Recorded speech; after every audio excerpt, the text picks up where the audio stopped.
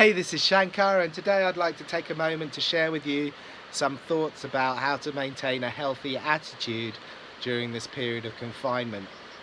Because as I mentioned in my other video, the 5 practical things that you can do to maintain positivity and balance during this period of isolation.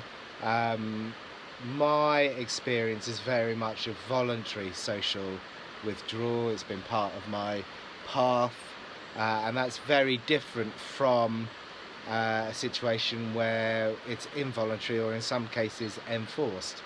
So that can obviously, those two things bring very different baggage with them. We very much value our freedom of choice in the culture that we have now. So there could be some negativity that goes with that. But the way to bring positivity to the whole experience is really to think about this as an opportunity. Whether it's voluntary or involuntary, this is an opportunity. And it's an opportunity in several ways. The first of which is that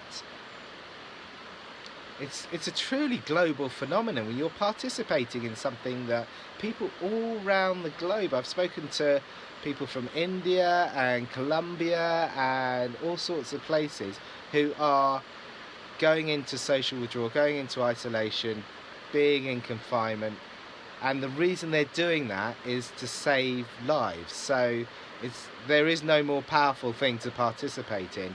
And I would say, how many of us really thought that we'd get the opportunity to save lives in this lifetime? And if you thought, did you think that you would get a chance to save lives? And if you thought that you were going to get that chance, what do you think the choice that you would make was?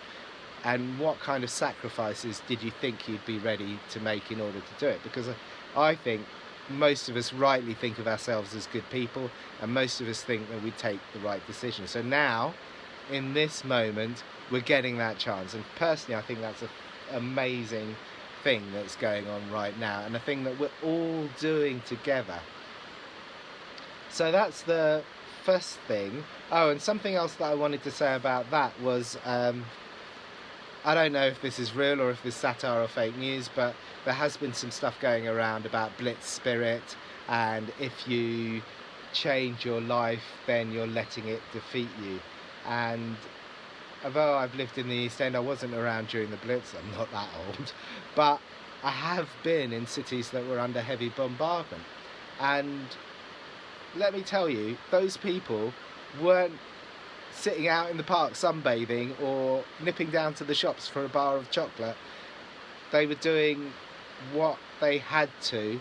They were doing what they could to look after each other, and they were doing what they had to survive and to beat the oppression that they were under. And the oppression that we're under isn't the confinement. The oppression that we're under is this global pandemic and this disease which is transmitted from person to person to person. And actually it's not a chain, it radiates out, so one person breaking that chain breaks a lot of potentially infected people. So if you've got this connection from person to person, the only way to stop that disease beating us is to break those connections. And even if it's temporary, which it is, you know, we need to do that so that those people are there in the future. It's really very simple. And when you look at it like that, and especially, you know, again, I've seen these figures of 2% and older people or certain sections of the population. Each of those people in the chain, whether you know them or not, each of them is a human being. You know, we can forget these massive statistics. Each of the people that is suffering and is going to suffer is a human being who has lived and loved and values things and has fears. And once you start to think about it on that human level, then it seems to me to be a very easy choice to make. So those are kind of 2 ways of thinking about it as an opportunity, to think about the global participation and to think about the human beings that you're saving. And both of those are amazing things that I never thought I'd have in my lifetime. And the other really powerful way of thinking about it as an opportunity, and for those of us who are a little bit more spiritual, maybe it's a little bit obvious, is to think about it rather than an imposition on our life. It's an opportunity to think about our lives from a new perspective. Because, you know, even those of us that lead blessed lives like me, we are all a little bit on the hamster wheel and a little bit running through lives, chasing our tails, not really taking time to really break out of it and look at it from a new direction. And this, again, whether it's voluntary or involuntary, is a huge opportunity to take a new perspective. And if you watch my other video, the five ways of five, I forgot what it's called now, can't believe it. 5 practical ways of bringing positivity and balance to this situation. I hadn't really forgotten. If you watch that video and have a look at those things, all of them, although they're really practical, all of them will bear fruit in terms of giving us a new way of connecting to other people, giving us a new way to connecting to our environment. I'm not going to list them all here, go away and watch the video. So, yeah, you know, this is going to be a period that changes our lives, whether we want it to or not. You know, if we just blustered through these 1, 2, 3, hopefully not longer, months with our normal lives, they would have just gone into the blur.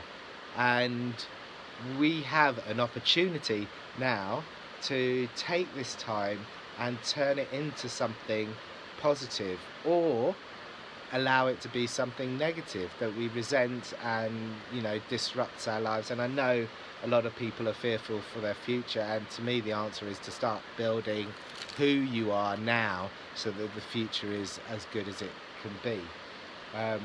So that's the real opportunity, is to take this time, take a new perspective on life and allow it to transform us in a positive way. So that's it. That's what I wanted to share with you, those kind of 3 ways of looking at this that can maybe bring some positivity to your approach to it and give you a healthy attitude to this whole deal. And if you haven't watched my other video, the 5 practical ways of bringing positivity and balance to this situation, then I do suggest you go have a look at that. I may or may not find a way of putting it in a card or in a little box, or at the very least I'll put a link in the description below. Thank you for listening to me, and I hope that you do have a positive experience, and I'm sending you love and positivity, and take care.